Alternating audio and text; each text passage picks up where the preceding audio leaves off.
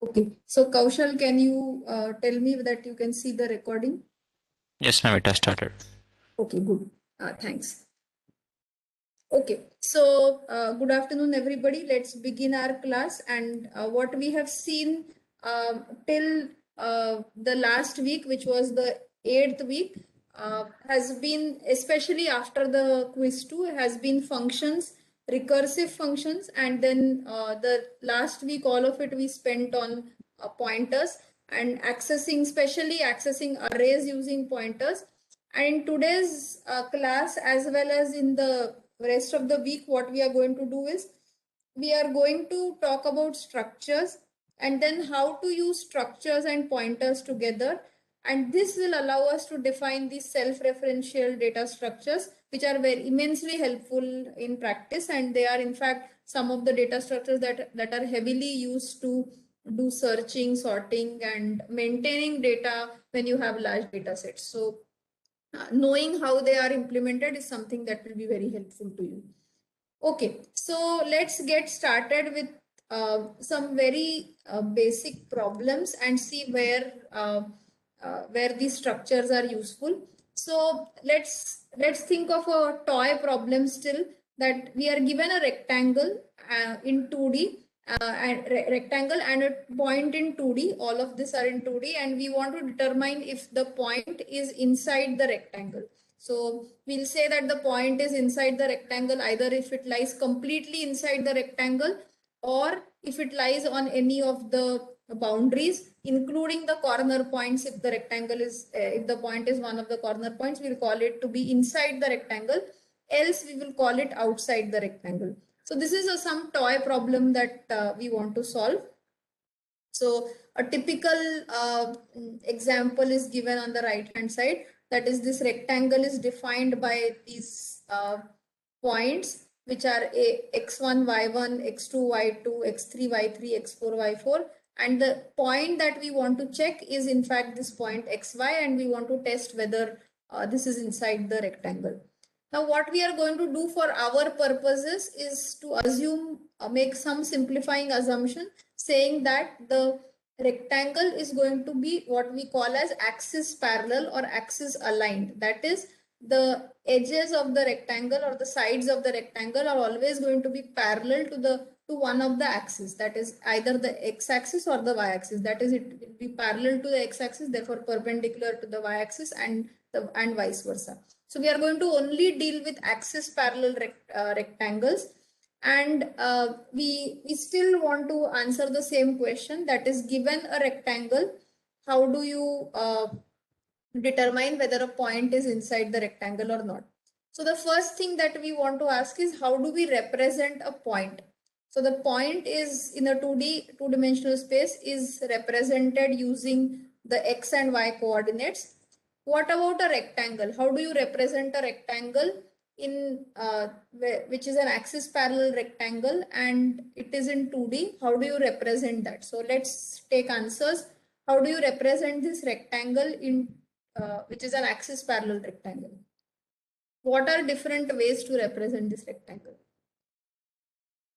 From a certain interval in which the x lies and a certain interval in which the y lies. That defines the every point inside the rectangle. So is it so how many points are required? How many, I mean, what are the different points? So when I say how do we represent a point, I am going to have two things, the x and the y. And for the moment also, let's assume that we are dealing with integral points. So I can say that these are two integers. So two integers define my point. When I say a point in 2D, two integers define my integral point. Similarly, what I'm asking is, how do you represent the rectangle? Your answer is that it is represented using a range. So this range, how will you specify, and what does this range tell you? Like we say that the point is inside this rectangle if and only if its x coordinate is. No, slow down, Chinmay, we do not want to answer this question about how do you decide whether the point is inside the rectangle. In fact, I'm just asking this question: how do we represent a rectangle? Yeah. So let me just look at the answers that people have given on chat. Um,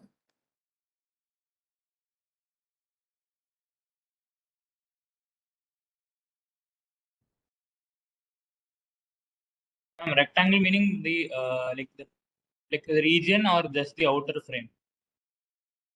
So see, rectangle meaning what? So what determines the rectangle?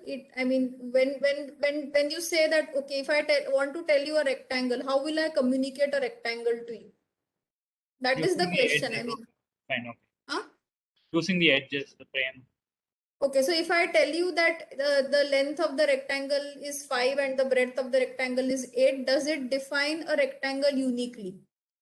No. No. So therefore, this is not a good definition of a rectangle, right? So it cannot define the rectangle uniquely. In fact, there are infinitely many rectangles with this specification. So if I want to communicate a rectangle to you, you should be able to tell me how do you represent this rectangle? And there are some answers, of course, which are correct on the chat. Okay, so please do not start answering when is a point inside the rectangle. That is not the question at the moment. Okay, so some of the answers are just like what is shown here in the picture. Although this is not an axis parallel rectangle, you can also turn this around to make it axis parallel and then say that the 4 coordinates define the rectangle correctly. That is valid. That is a valid answer. That is a slight overkill because you can do with fewer things, right? So you can define the rectangle with 2 opposite points, that's the 2 diagonal points of a rectangle. If it's an axis parallel rectangle, you can define the 2 diagonal points and that will determine that axis parallel rectangle uniquely. So this is one of the ways of representing an axis parallel rectangle.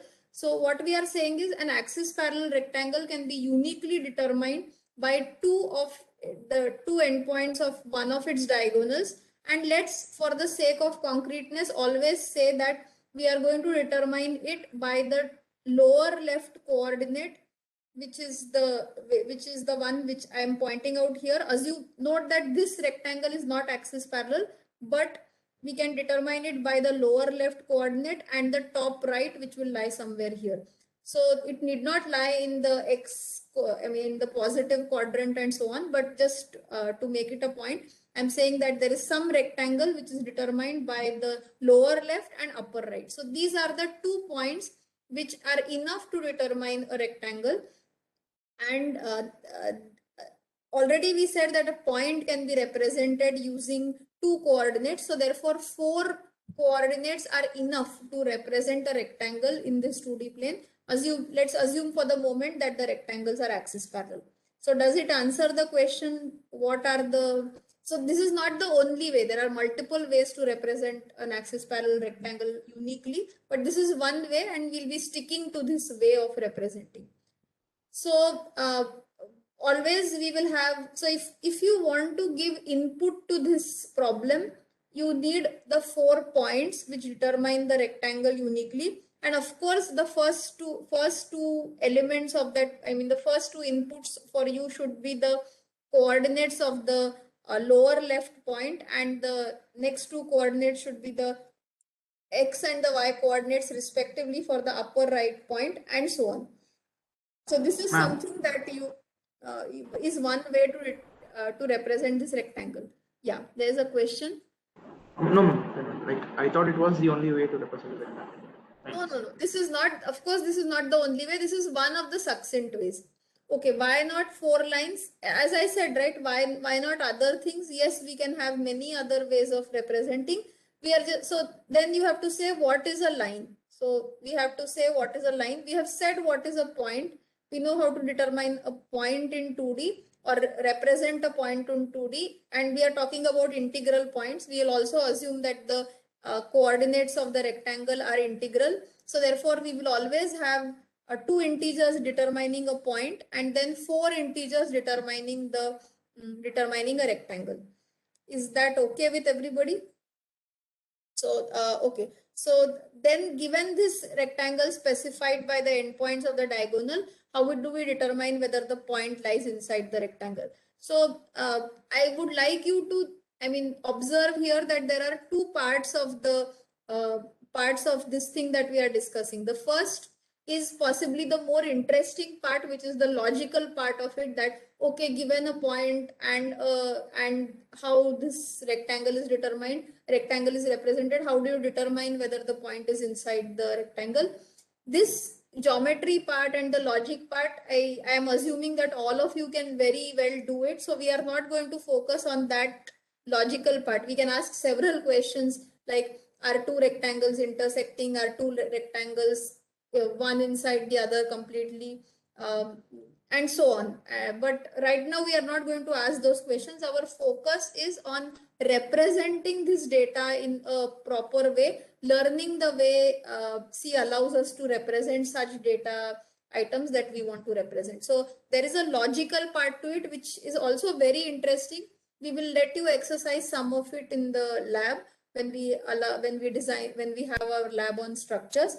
But today's discussion will be more focused on how do we represent it, what are the types that C allows us to use to represent these things.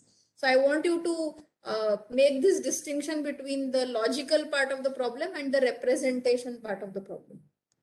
Okay, so if you had represented the rectangle using the two endpoints of its diagonal, then the function which you would have written, to determine whether the point is inside the rectangle would have some such prototype which will look like this. I mean, again, it can differ a little bit, but more or less you will have to give the 6 points or 6 inputs which are integers, and you will also have to make this communication with the person who is writing the function, or make it clear when you write the function that the first point, which is x1 y1, is going to determine that it is the lower left point of the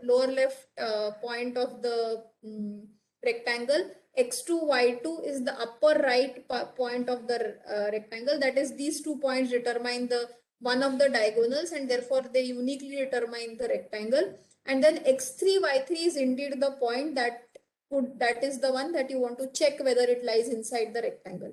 So this can be the prototype. Of course, with this prototype there can be multiple interpretations also, because you can say that maybe x1 y1 is the point that I want to check, x2 y2 is the lower left, and x3 y3 is the upper right.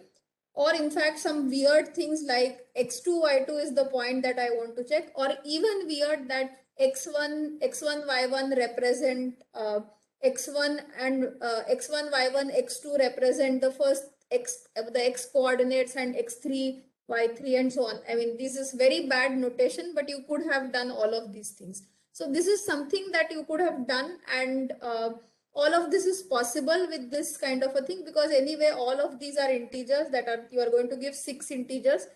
You must communicate with the function that you are going, this is the interpretation, so that the caller can call it appropriately. But I hope the parameters that you are going to pass are going to be this in some order.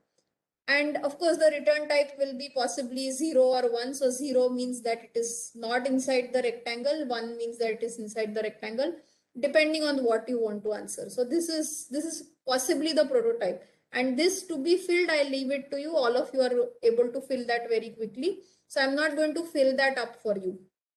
So I mean, just as an example, this is an axis parallel rectangle. In our language, this is going to be determined by 10 minus 10 10, and this other endpoint is 10 10, and we are going to give this 0.00, and some of you have already written code in the chat to tell whether the point lies inside the rectangle. So that is something that is not difficult. Similarly, another point here which is given, which is not inside the rectangle, and you should possibly answer 0. So the point that I am trying to make here is that this code is not difficult to write, but I mean, having so many parameters is messy. Further, you have to communicate to the function that this is what I want to, I mean, this is what is the meaning of this. So instead, we would like to give this at a more higher level or more abstract level, and tell that, in fact, we are giving a rectangle which is represented in the following way, and a point, and you tell me whether this point lies inside the rectangle or not. And for that, we must be able to define what is a rectangle and what is a point. So we are going to come to that. Any questions or comments here? And this is where we will define structures and see how structures allow us to neatly put things together and define our own user-defined data types. Okay, so this was the first example. We'll revisit this example again where we define the rectangle and so on. This is another example where we want to store multiple related items together. And in the previous example also it was multiple related items, like you saw that a point is a collection of 2 points. A point is a point has 2 coordinates, which is x and y. So it's a collection of 2 integers since we are talking about integral points. Similarly, a rectangle is a collection of 2 points because we are talking about the rectangle being represented in a particular way. And therefore, we want to store data which is related together in a compact form. And another example of this is, let's say we want to store information about some of you or about all of you in which has the following information, and students may not be only from this class, so the students may be from different programs, but we have for every student the following information: the roll number, the name, the age, and the program. And just for the sake of this thing, we have different programs, and each program has a code, which we can say that BTech is 1, DD is something, MTech is something, but it's an integer code that we are giving. So one of the possible ways is to say that we are going to write down 4 arrays, each having the size which is determined by the number of students for which we have to store the information. So all the arrays have the same size. However, the type of each array is dependent on the item that you want to store. So the roll number is possibly a character array. Each of them is going to be each of your roll numbers have the same size, so it is good.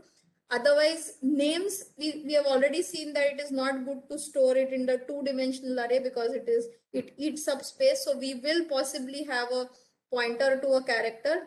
Age is an integer, so we can have the third array as an integer array of size whatever. This is of 10 students, so 10. And then the program we said is an integer, so again we can have an integer of size 10, integer array of size 10. So this is one possible way of storing this data that we want to store. So as we have seen earlier, that arrays allow us to store this information, but all the elements in a single array should be having the same type, which is not the case in this case, where for a single student we have different types of information, that is the roll number, the name, age, and the program. Program could have also been something else. I mean, we have taken it as an integer, but it could have been some string or something. And instead of having this information in 4 different arrays which are not related at all, we would like to have it stored together. And here is where structures are again useful, and therefore we are going to study structures, how to define them, how to use them. So all of you or most of you are familiar with classes, so you have seen something which allows you to put information together. In fact, all programs in C start with classes, so you are familiar with this, but we are going to study this in the context of C programming language, and we are going to see how structures are defined. So any questions or comments till here?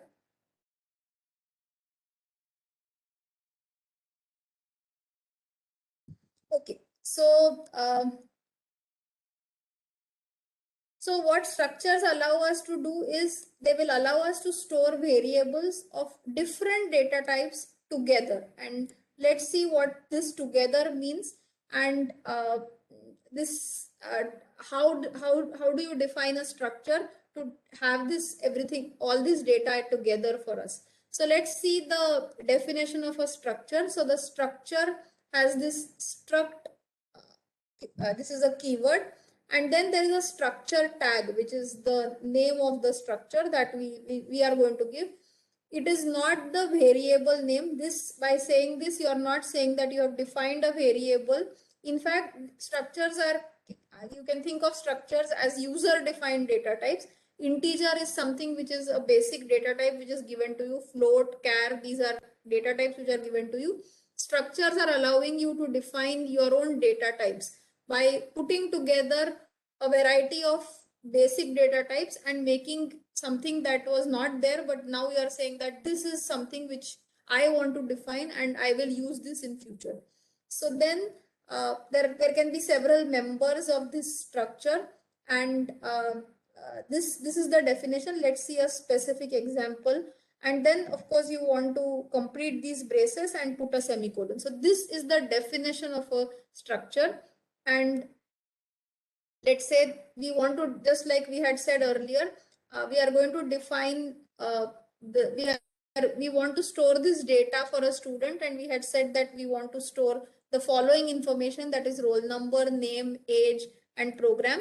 So to define a structure for that, we are going to have a character array. So this in the next few slides this will change. This is a typo. I should have defined this to be 9 or 10 at least. 9 at least, and possibly 10, but this is a character array which will allow you to store your roll number string, and we'll see examples. This is the name, which is again a character array.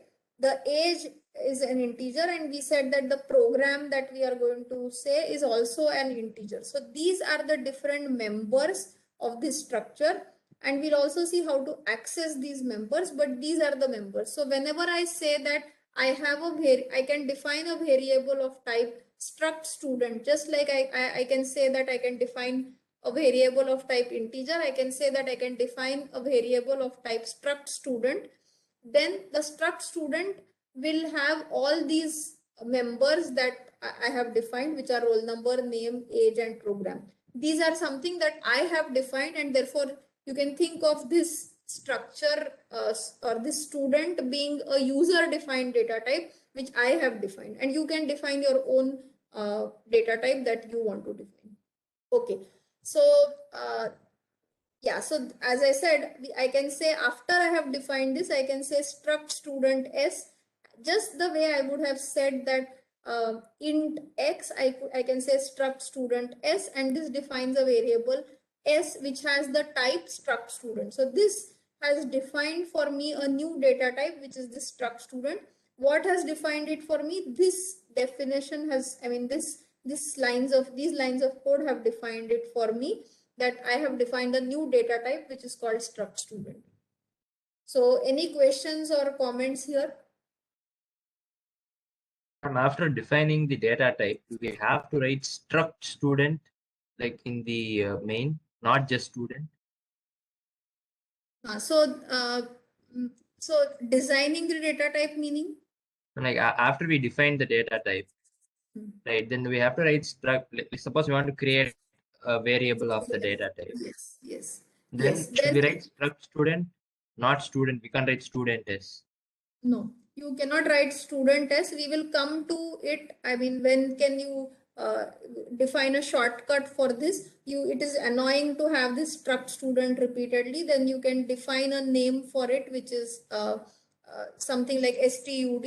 That you can do it using what is called as type definitions. We'll come to it. But if you have defined the defined the data type in this way and you still do not have any type def, then to have a variable of this type struct student, you must write struct student s, and s is the variable of this type, which is struct student. Yes. Okay. Yeah. And we could not initialize the members inside the structure, isn't it? We cannot. Sorry. Ma'am, we cannot initialize the structure members inside the structures, isn't it, ma'am? So inside the structure meaning what? So remember that this, by just doing this, I mean these lines of code, right? You do not have any memory. This is okay. Sorry. So this is just telling the compiler that there is a new data type of type struct student. So what can you initialize? the memory that you have allocated for some variable, but you have by just these lines of code which I have highlighted, there is no memory that is allocated. Is that clear? So, ma'am, I think the doubt was in C++ when after the curly bracket, if we could say S there, then it initializes S as a struct student variable. Can we do that here as well? Okay, so wait for a minute. So first of all, I mean you're jumping one line ahead. So let me just go back to Gitartha who had asked this question. So your question was, can you initialize it here? Is that the question, or is it what Sri Lakshmi has asked? And my question is clear. I asked that if we could write, for example, int age equals to 5, we could not do that. But in this place itself, right? Here itself, Yes. you're asking. Okay, Yes, so ma'am, that is why I want to answer this, that when you have defined this, that is struct student and all of this only, you have no memory. You have not assigned any memory. So what can you initialize? You can only initialize things for which you have memory, right? These lines of code are telling the compiler that you have a new data type which is called struct student. There is no variable unless you define something which Sri Lakshmi was saying, that you will define a new variable called S, right? But I don't think you are even going to that, right? So clearly the answer is no, you cannot initialize anything there because you don't even have memory. Yes, ma'am, my doubt is clear now. Sure. Okay, good. So Sri Lakshmi, will come to your question in a minute. And yeah, while it is very, very obvious to make the comparisons to C, C++ and define and to the class, I'll just make this very few comments, and then then we'll try to stop comparing, because yes, these are slightly, I mean, we are looking at C, which does not allow the full flexibility of C++. So so C++ also has this in the class. There is this public, private, and protected, and so on. So in terms of, I mean, C doesn't allow all of that. In fact, C will say that all of this is public for you. So in that sense, this is public in the language of C++. Of course, there is nothing like public, private, and protected. But in the C++ class, if you leave this thing unspecified, then it is private, right? So in that sense, there is a small difference, but we'll not keep making comparisons unless it is very much required. So okay, so is this clear that, okay, so the point that I want to emphasize is these statements are defining a new data type for you, but they are not allocating any memory. This statement, that is struct student S, is giving us memory. So at this page, at this point, you can ask, can I initialize S? And we will answer that question. Any questions here? Okay, so let's now use this. I mean, let's now try to access this and also initialize this, which has been the question. So this is the same thing, except that I have given slightly more space for the character array, which is roll number. So there are multiple ways of initializing this student struct student S, which the variable S, which is of type struct student. And one of the ways is the following. So we are assuming that this this definition is available to us. That is, this definition of struct student is available. So let's say I say struct student S1, which is this S1 student that I have taken. Now I have memory for all this that I have defined here. Therefore, I can say string copy S1 dot roll number, and in fact, this is ME20B002. Are you there, Arya, today in the class? Don't know if you're there. Yes, ma'am, I'm here. Okay, good. So we are initializing this structure with your name and your roll number, and then string copy S1 dot name is equal to this. Remember that you cannot say S1 dot roll number is equal to double quotes. This is simply because you cannot assign two strings to each other by just saying the equal to sign. On the other hand, you can say S1 dot age. So the important point that okay, I should have said earlier is that if you want to access members of this structure, then you will say S1 dot the member name, which is S1 dot roll number, S1 dot name, S1 dot age, and S1 dot program. These are the 4 members, and you can access them in the following way. But to initialize them, you need to do this string copy. There are other ways of initializing, but this is one way of initializing the structure, the elements of the structure or members of the structure. And if there are strings, then you must have appropriate string.h functions invoked to initialize that character array appropriately. Okay, so another way of initializing, which I think some of you are asking, is the following. That is, if you say struct S1 is equal to, and then appropriately have these 4 things, then these are in this order, then they will be initialized appropriately. That is, roll number will take NA20B041. So Saad, are you there in the class today? Okay, I'm not sure. And then again, I have just put in the age and the program as 1, which are dummy values. I mean, the program is 1 BTech for everybody, or possibly dual degree for some of you. But this is another way of initializing the structure. So this will initialize again appropriately the roll number, name, age, and program. When you are defining this, you are having this variable S1 of type struct student. So does this answer the question about initialization?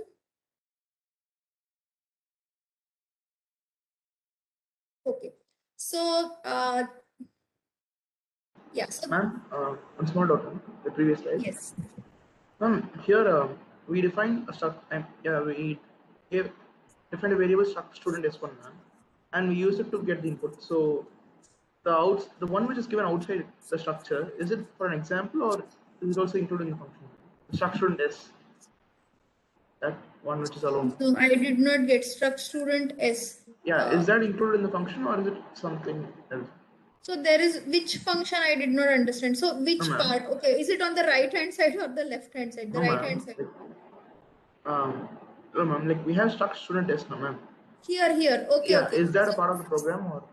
Okay, this is so this is a part of the program. Okay, so let me just make a few comments about this. So first of all, let's just look at this program here, right? So if I just write this main program in a file, will this compile?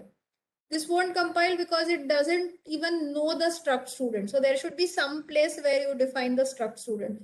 If you define it inside main, it is available only to main. So many times, whatever we are defining as new data types, these are some things that are typically required for most of the program. That is, they will be globals for us, or their definition should be available to all of them. So most likely you are going to define this before main the way we are going to define globals. Remember that I repeat that by saying this is not defining any global variable. It is just defining a new data type which is accessible to all the functions in the program which are defined after this.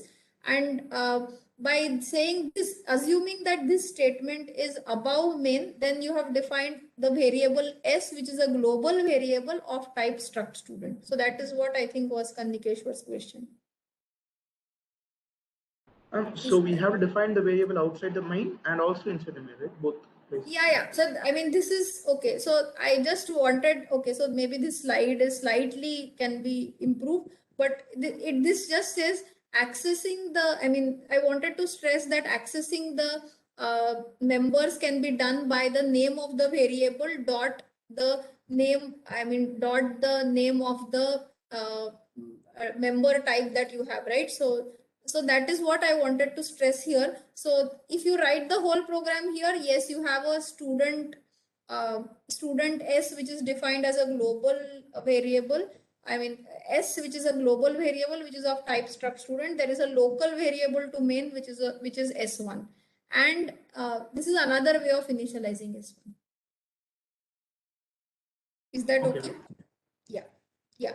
I mean, don't read too much into where this is written. This is not a complete piece of code here. Okay. Okay. So one thing which is slightly different and we need to remember is that you can assign structures to each other, which is unlike strings which we couldn't have assigned to each other. So we have initialized this, we have these two structures which are S1 and S2.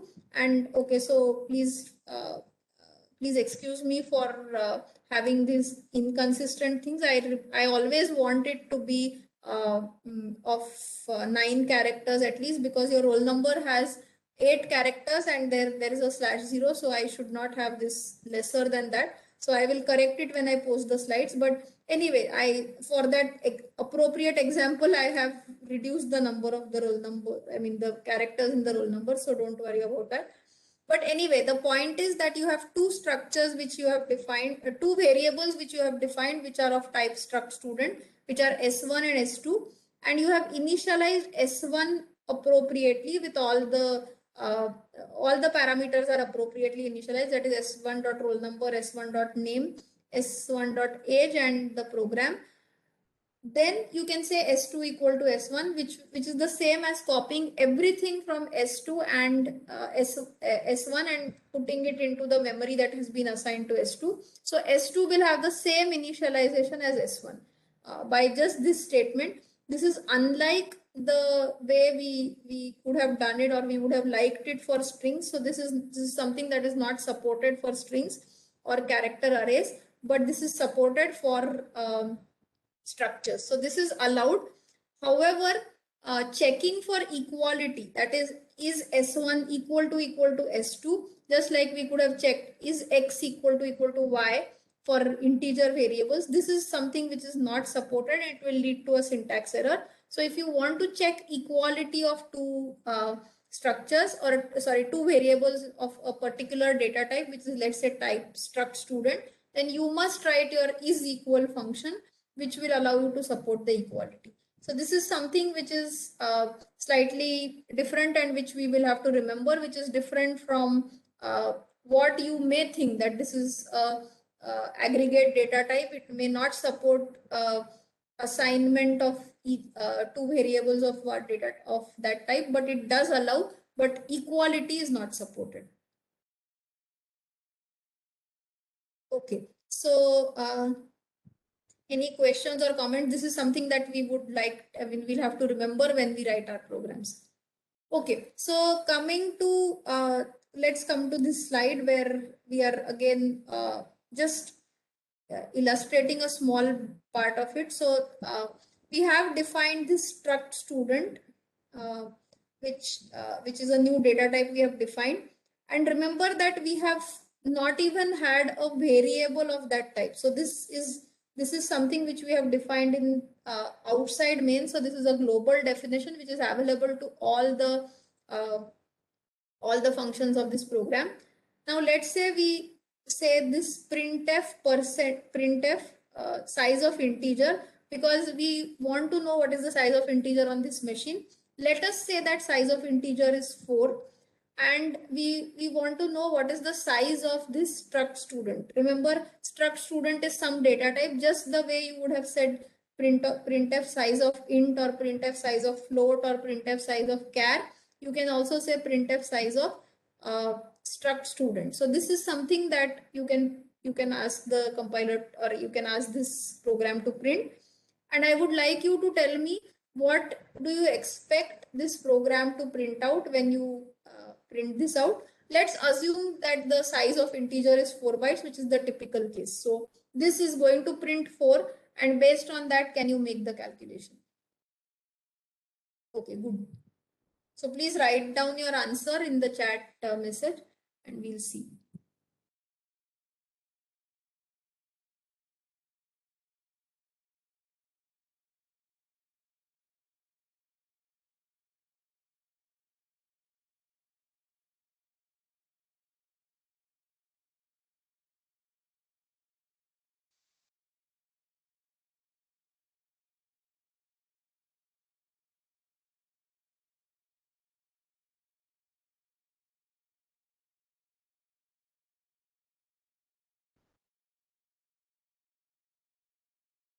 Okay, so people are writing the number of bytes, which is fine. So they are not given any space. So as I said, right, when you say size of int, where is the variable for the integer defined? You are not, there's no variable of the type int defined. So still you are asking for size of int, right? In a similar spirit, you can ask for the size of struct student. So there's nothing wrong in asking for the size of struct student.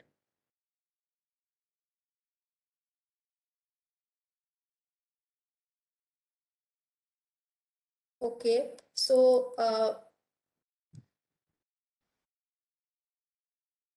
okay, so there's one answer uniformly from everybody. Okay, so I don't understand what is 9 and 37, but the uniform answer that I have got is 37. There is one which is 2 and 33, but we have assumed that this is going to be 4. So do not assume different things for the size of integer for the moment. Let's assume that the size of integer is going to be 4 bytes. Okay, so if you have assumed that the size of integer is 4 bytes, then then the calculation is clear, right? That you should have, this is 4 plus 4, 8, plus the size of the two arrays which are each character arrays. So therefore they will take, so this is 9, 20, that 29 plus 8, which is 37, which is the calculation which seems fine. So some of you who are saying 39, I would like to know what is your explanation for 39. So Naresh, you have said 39. Would you have some explanation? Do you have some explanation for 39? Or did you miscalculate?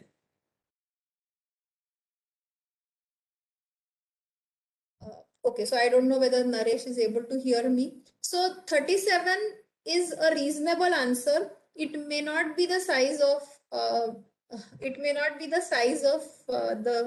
this thing. So I am very surprised. So how can somebody tell you the size of this data type, right? This is some data type that I have defined. So nobody may have defined exactly this data type. So I cannot hope that somebody can tell you that the type of this data, I mean, the size of this data type is going to be so many bytes. So that is unreasonable, but I mean, that cannot happen. But what I'm trying to say is, if you have calculated 37, it seems to be a logical thing to do, except that if you run this program, most likely you will not get 37, because it is going to do some padding to make sure that the next next student that, or next variable, not necessarily a student data type, struct student type, any other variable is aligned and properly going to be done at the proper this thing. So I mean, it may pad out some bytes, extra bytes, so that it will have the next variable at some proper location. So proper is something that it may pad it out to kind of think of it as rounding. So when I did it on my machine, I got that the size of int is 4. Based on that, the answer would have been 37, but I get that the size of struct student is 40. So whenever you have a struct student type variable defined, it is going to get 40 bytes allocated. Some of the bytes are left out for you to left out as padding bytes. So it's not very important, but you should know that the size of struct student may not return you exactly the size that you are calculating. It may give you something which is greater than that. And if you actually have padded and it correct turns out to be some rounded number, then it will possibly give you 40 only. So if it is 40, it may not add something, but if it is 37 or 38, it may add some padding bytes. So that is all I wanted to mention here.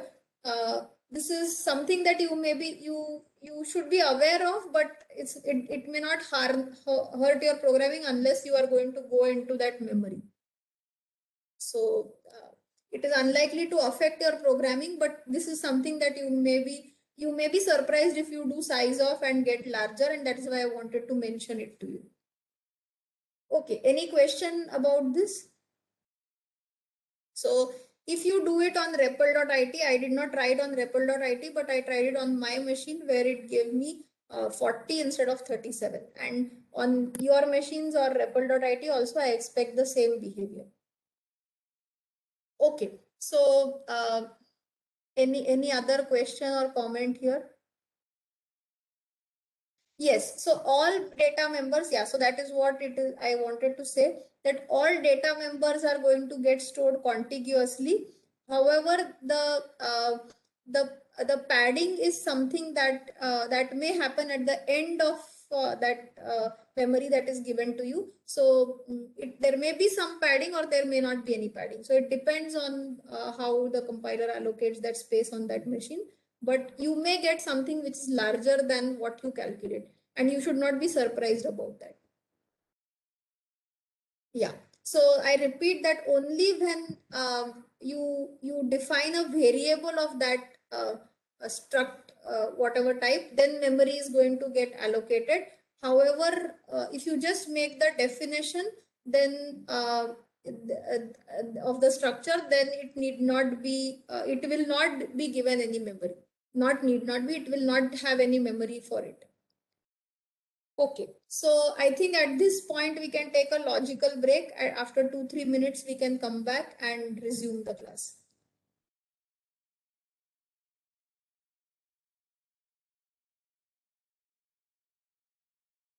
Okay, so Naresh, that is correct that your teacher must have said that we can get larger. That is exactly what I'm saying, that you may get larger. You need not get always larger, but you may get larger than what is the size that you calculate. But it depends on how much padding is required. So you may not be able to predict that 2 bytes is enough or something. It may pad accordingly so that it comes at the next correct place where you want to assign the next variable. Right, so I don't think that you can say that 2 bytes will be enough or something. Okay. Yeah. Okay, so so what we have seen till now is very basic. We have seen how to define a structure, how to access the elements of a structure, and how is memory allocated, when is memory allocated for a variable of a particular structure. It is the same whenever you define a variable of that type, only then we can have memory allocated for that variable. So it is always the memory which is allocated for a variable, not the definition of the structure. Okay, so let's come back to this first problem that we saw, which is determine whether the point lies inside an axis parallel rectangle. And again, as I said, we are not going to solve it for the logic part of it. We are just going to see how to define the structures appropriately and how to access elements of that structure.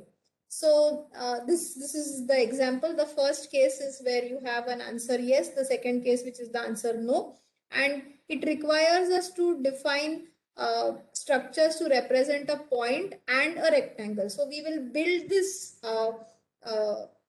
hierarchically in some sense. That is, we first define a structure for a point and then for a rectangle. And as this shows you that you can have nesting of structures. That is, you can have a structure rectangle which is defined, which is your data type, which itself has data type which is struct point. So how is struct point? What is struct point? Struct point is something that you have defined before that, and struct point has two elements or two members. The first one is the x coordinate, the second one is the y coordinate. This name is something that you will choose, just like you are aware of the names of the variables you can choose. Similarly, names of the members you can choose, and this we are calling it indicatively x coordinate and y coordinate. Similarly, the for the 2 points, we are appropriately calling them lower left and upper right to indicate that it is the lower left point or the end point of the diagonal and the upper right. You could have the other way also. For example, lower upper left and lower right, and that could have also defined it. But then that has to be clarified that you are always going to have the other two endpoints of the diagonal to be determining the rectangle, because it will change some of the things when you talk about intersecting rectangles or some other function. So it should be clearly determined which 2 points are going to define it, and consistently you have to use that.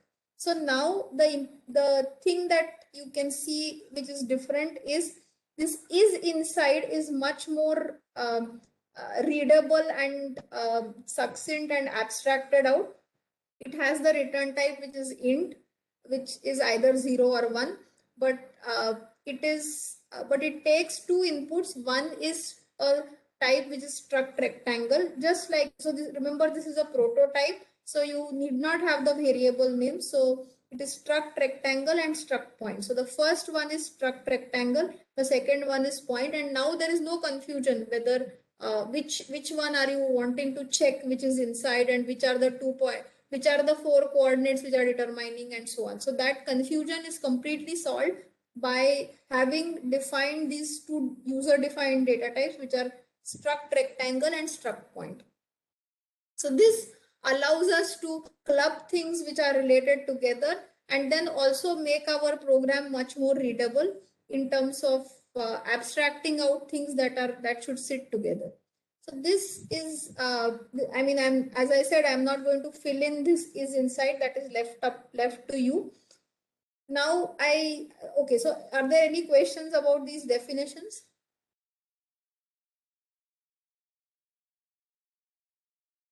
Okay. So what we want to do is we want to execute this program. For that, of course, these struct definitions are there, so I'm not going to repeat them in the interest of space. But assuming that these are global definitions which are available to the program, you have a rectangle variable r, which is, instead of calling it struct rectangle, I'll just call it rectangle, but it is of type struct rectangle, and there is a point p. Both of them I have used uppercase variable names to show that they are not basic data types, but that what I have defined. This is in some way in line with the C kind of things that C++ kind of naming convention. Again, it is not requirement that you may be used to. So now let's say we want to initialize these things from the user. Then of course we want to scan the 4 points of the rectangle, and this can be done by accessing the member element, which is r dot lower left, which will take you to the lower left point. But of course the lower left point itself is made up of two things, which is the x coordinate and the y coordinate. So of course before this scanf statement, it would be helpful to have a printf statement saying that printf enter the lower left x coordinate, enter the lower left y coordinate, and so on, so that the user knows what to enter at each place. But this is how you are going to scan these elements, and this is interpreted as not the address of r, but the address of r dot lower left dot x coordinate. So you can assume that there is a bracket here, which tells you that scanf should take the address of an integer, which is this integer, which is r dot lower left dot x coordinate, which will have some memory, which will be for an integer, which will be 4 bytes. So in a similar way, you can access the other elements. The P is not a rectangle data type. It is actually a point. So P has only x coordinate and y coordinate. So we are doing x coordinate and y coordinate and then taking the address of that. So then once you have these initialized appropriately, then R is initialized as well as P is initialized. Then you can call is inside RP, which you would have appropriately implemented. So this is how you can initialize the members of the variable rectangle R and the point P. Any questions or comments here?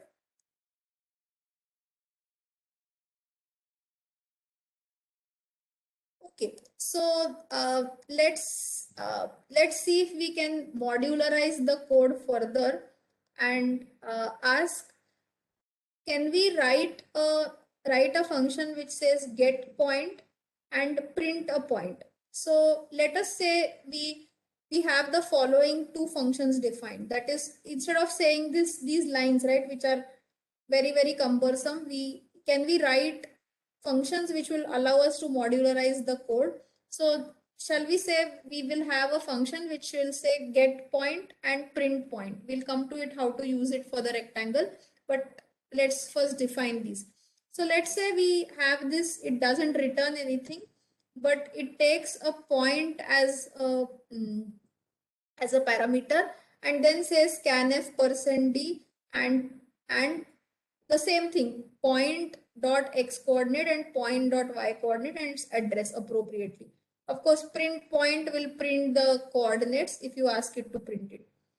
Now, if you want to do this, I mean, if you want to use these functions in main, then you are going to say get point r dot lower left, r dot upper right, and then get point p. So the question that I want to ask is this fine to do such a modularization of the code, and will this lead to correct behavior of or the desired behavior?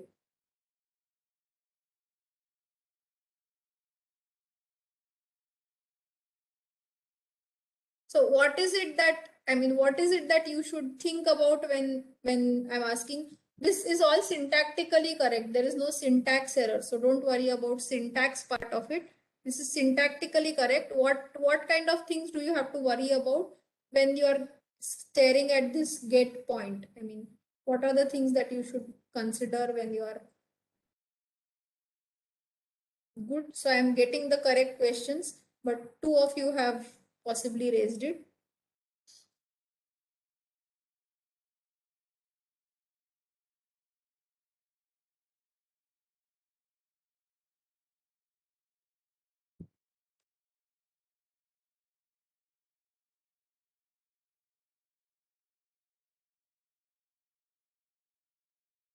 Okay, so I'm seeing 2 or 3 people telling me what kind of questions do you have to ask. Okay, so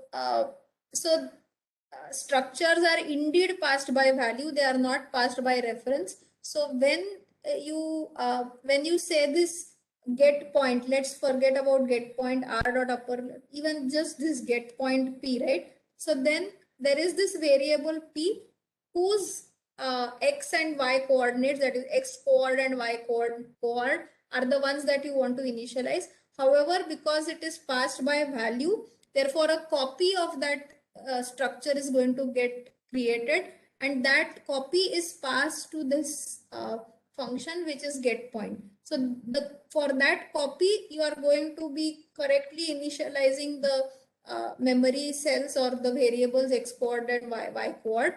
So at this point, the pt.x coord and y coord are correctly initialized, but when you come to main, this p.x coord and y coord are not initialized because a copy of that was initialized.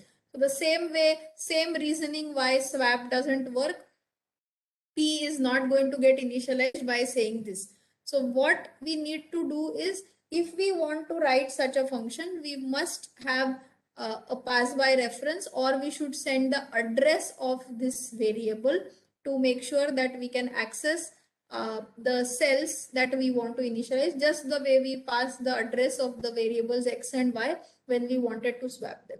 So the point to remember is that structures are passed by value and not by addresses, unlike the arrays which are passed by reference or passed by an address. So one small thing that I want to bring out is that here anyway x and y are for the point x and y are integer variables. However, let's go back to our student definition. So this student had the following variables, that's following members, which is a roll number, which is a character array of size 9, name, which is a character array of size 20, and age and program. So we know that if you pass arrays to functions, then they are passed by reference or by address. However, when they are nested or when they are embedded inside a structure, even if you say that, okay, so you would have said get student and said you would have passed S1 to it, still the copy of S1 is created and the whole array is copied. So therefore, this array is still passed by value. So it is not that its address is going to get passed. So you still need a pointer to that whole student variable rather than just accessing it. So this is the difference between arrays which are just passed as it is, whereas arrays which are passed, which are inside a structure, these are passed by value because the whole structure is passed by value. So the structure is a copy of that structure is made. So this is again a difference between the arrays which are passed as it is to functions, whereas arrays which are inside a structure. So any questions or comments here? This is also something that, I mean, yeah. An array of the type of the structure will be passed by value on it. But it will be treated as a pointer. Yes, if you have an array of structures, then it is an array. So it will be its address will be passed. Yes, but what I am talking about is different. That is, there is an array inside a structure. Yet when you pass for get student, let's say S1, its address, I mean, it is the copy of the whole structure is made and that copy is passed. Okay. Yeah. Okay, and therefore we require pointers and to structures to make sure that we can modularize this code. So what we are going to see in the last few minutes is talk about pointers and structures and how to access elements when you have a pointer to a structure. So there are several ways, and there is an easy way to access it by the arrow this thing, and that is what we are going to show. So just for illustration purposes, we have defined a different structure which is called struct number. It has int imaginary part and float real part. So this is the definition of the structure, which has two components: the img, which is imaginary, the real, which is the member real, which is of type float, and imaginary, which is of type integer. And let us say that let's say that we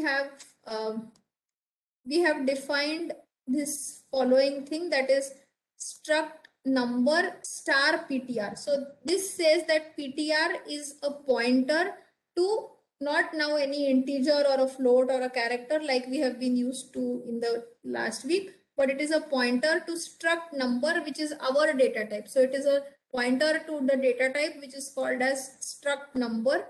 And this is how you, so this, by this statement you have assigned 4 or 8 bytes of memory to store the address of some memory location, which will be interpreted as struct number. Now let's say that I do the following, that is %d %f pointer ptr pointer, which is this, I'll call this always this arrow as pointer, image, which is which is one of the members of this structure, and then the real, which is another member of this structure.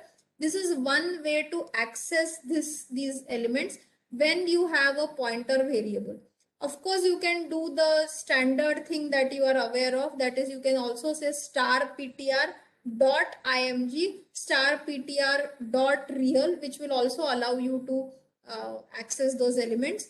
But what I want you to observe is this is a neater and succinct way of doing this. So as it is written in the slide, you can always dereference it using the standard way, which is star ptr dot img. But this is a more convenient and used way, which is this way, which is ptr arrow img.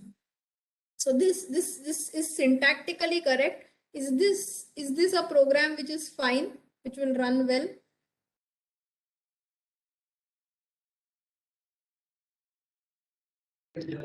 Ma'am, pointer is not initialized. There needs to be allocated memory. So there is no structure, no struct num variable for which we have allocated memory. So this program is again going to most likely give a seg fault because you are accessing something which is not at all, you have not taken memory for. So this PTR has not been initialized. In fact, as we go along, it will be very, very nice a practice to do the following. That is, if you are not initializing something, then you say struct num star PTR is equal to null. So that is not pointing anywhere.